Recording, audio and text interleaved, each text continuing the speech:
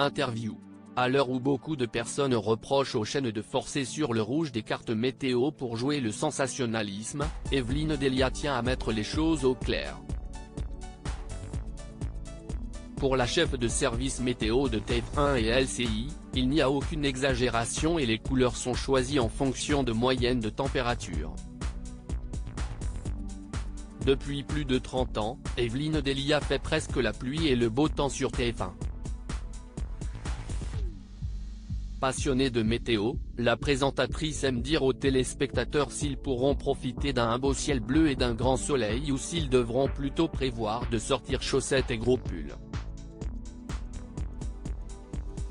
Face à la polémique qui accuse les chaînes de jouer avec les peurs des téléspectateurs, elle répond de façon cachée et dévoile comment sont choisies les couleurs des cartes météo de TF1 et LCI.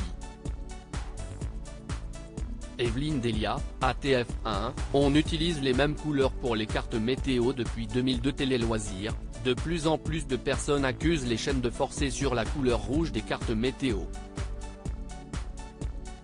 Qu'en pensez-vous ? Evelyne Delia, c'est impressionnant car à TF1 nous avons ces couleurs de cartes depuis toujours.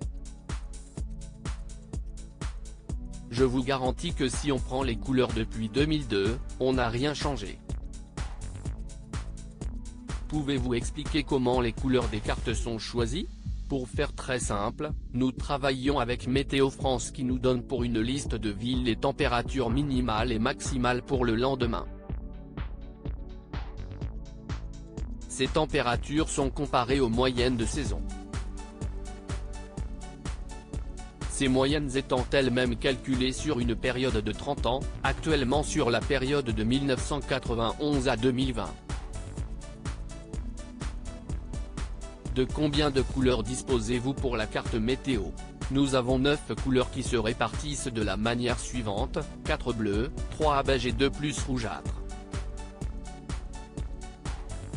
Cela nous offre la possibilité de les décliner et nous permet d'atteindre une amplitude de 18 degrés car une couleur représente 2 degrés. Quand on est en dessous des normales, on commence à décliner le bleu.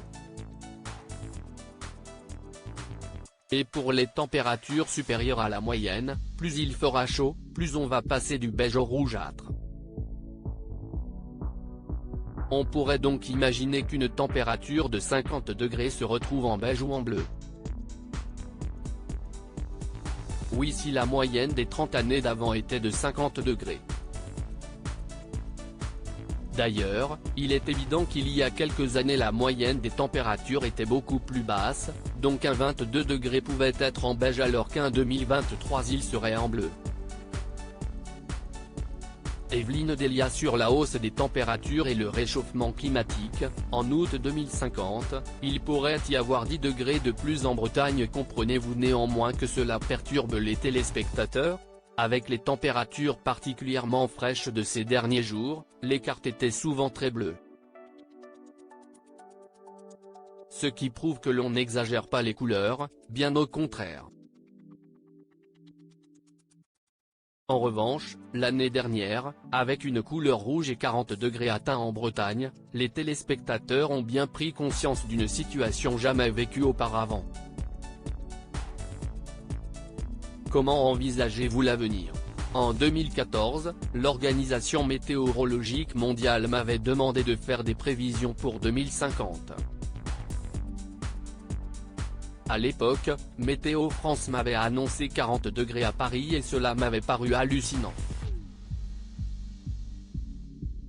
Il y a peu, je leur ai demandé leurs prévisions pour août 2050. Sur les régions de l'Est, il y a peu de différence, à savoir 1 ou 2 degrés de plus que prévu en 2014.